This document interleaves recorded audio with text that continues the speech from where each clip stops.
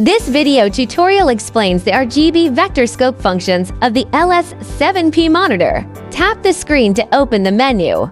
Tap Functions, and then click RGB vector scope to turn on the RGB vector scope function. In the RGB vector scope tab, there are 6 parameters to set: opacity, brightness, warning color, warning area, waveform switch, and position. Click opacity to select off 25%, 50%, and 75%. You can change the transparency of the RGB vector scope as needed. Click brightness to adjust the display brightness of the RGB vector scope.